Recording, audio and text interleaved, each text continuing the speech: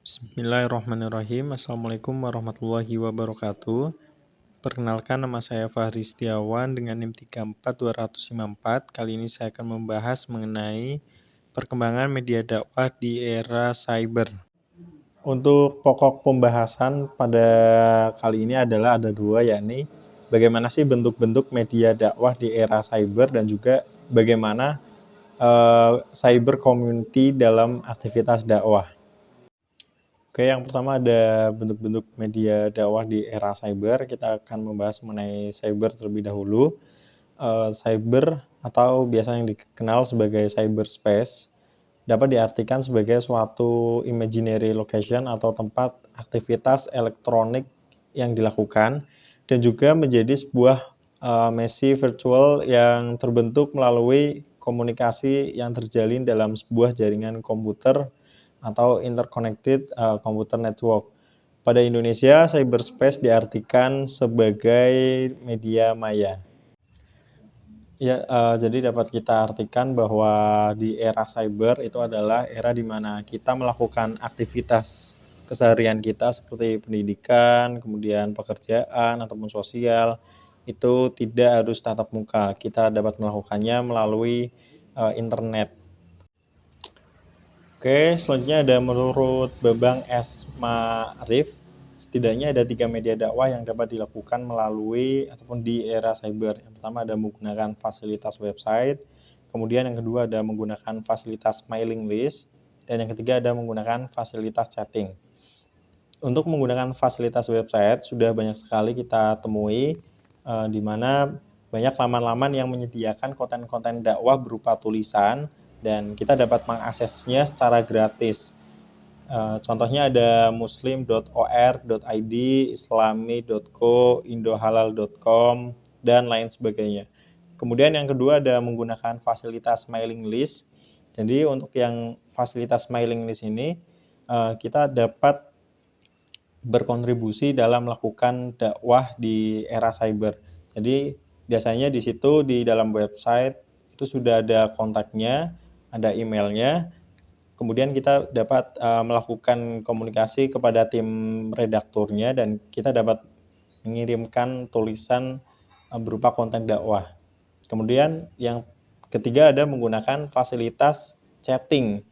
Nah, untuk yang menggunakan fasilitas chatting banyak banget sudah kita temui, seperti contohnya di TikTok itu kita scroll kalau ada konten-konten yang berhubungan dengan dakwah ataupun apapun itu biasanya ada chatting-chattingan yang orang tersebut itu lebih menjelaskan itu konten dakwahnya yang mungkin belum terlalu jelas. Selain ketiga media tersebut, ada juga media untuk melakukan dakwah di era cyber. Yang pertama ada menggunakan fasilitas blog, dan yang kedua ada menggunakan fasilitas jejaring sosial ataupun media sosial.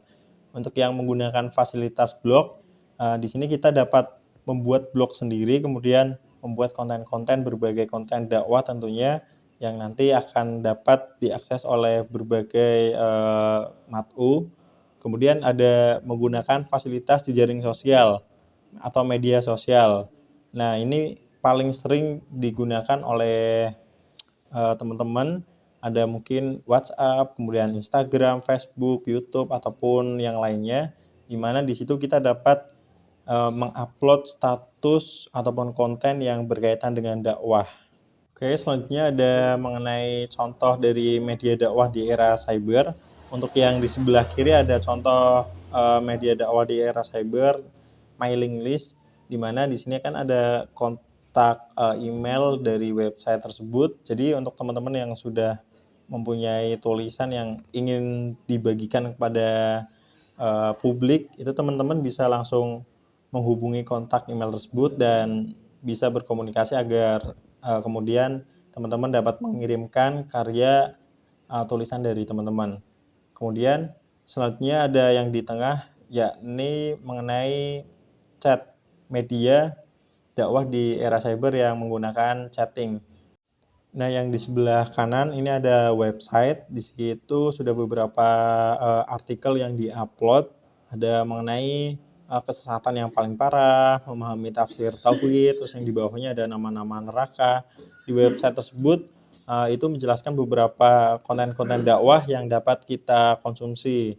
Nah, website ini menjadi sebuah media di era cyber. Selanjutnya, contoh yang kedua ada media dakwah di era cyber yang melalui blog. Itu di sebelah kiri ada konten dari sebuah blog. Nah, di situ kita bisa mengembangkan blog kita bisa berkreativitas, kita bisa menyalurkan konten-konten, berbagai konten dakwah yang nanti akan kita publish kepada khalayak umum. Kemudian yang di sebelah kanan ada contoh dari media dakwah di era cyber melalui Instagram. Sebenarnya untuk yang media sosial itu banyak banget ya teman-teman ya. Contohnya kayak di Instagram, di Facebook, kemudian di YouTube, atau bahkan di Twitter, TikTok, pokoknya masih banyak banget medianya. Tapi salah satunya saya memberikan contoh untuk di Instagram. Di sini teman-teman bisa melihat ada beberapa konten yang dipublish. Di situ ada pesan untuk diri, rencana Allah. Itu adalah konten-konten dakwah di mana medianya adalah melalui media sosial. Selanjutnya ada cyber community. Nah, cyber community adalah suatu kelompok sosial yang tidak dapat dirasakan secara langsung, namun dapat dilihat atau dirasakan dengan indera manusia yaitu mata dan telinga, menurut Burhan Burkin. Jadi maksud dari cyber community ini adalah sebuah kelompok yang kemudian itu tidak terbatas oleh tempat, jadi tidak secara langsung kita rasakan perkumpulannya, agendanya, namun dapat kita lihat, dapat kita dengar karena komunitas ini itu melalui media. Nah, selanjutnya ada menurut Fernbeck dalam Jones itu memberikan 3 konsep definisi tentang cyber community. Yakni yang pertama ada community as a place.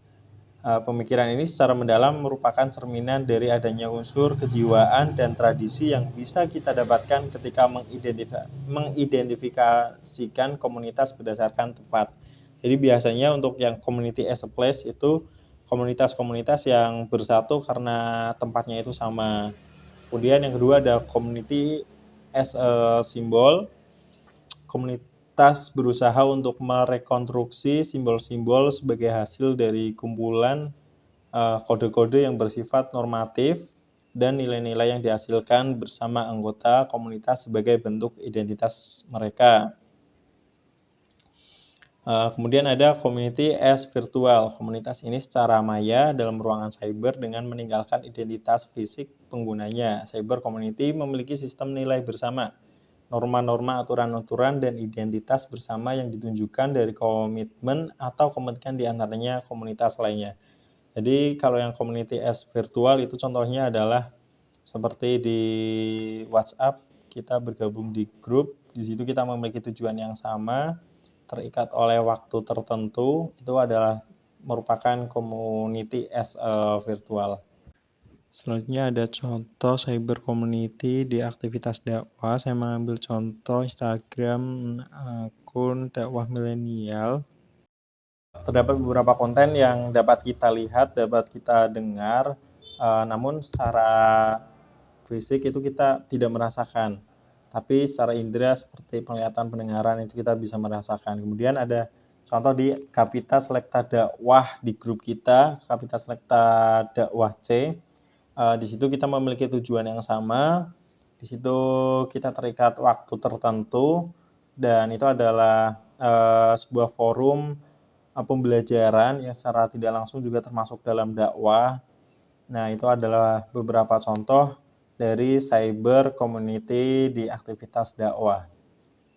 Nah, untuk yang terakhir ada kesimpulan. Jadi pada dasarnya kesimpulannya adalah dengan menggunakan media dakwah yang lebih efektif dan efisien dari segi waktu dan tempat, kita baik para dai maupun mat'u harus dapat memanfaatkannya. Salah satu cara agar dapat mengoptimalkan aktivitas dakwah baik sebagai dai maupun sebagai mat'u, kita dapat bergabung dengan berbagai komunitas melalui media atau website yang telah ada, karena itu dapat secara tidak langsung kita dapat mengoptimalkan apa yang telah kita miliki. Ya, mungkin itu saja penjelasan dari saya mengenai perkembangan media dakwah di era cyber. Sebelum menutup, saya mohon maaf apabila terdapat beberapa kata-kata yang jelibet. Saya pamit undur diri. Sekian dari saya. Wassalamualaikum warahmatullahi wabarakatuh.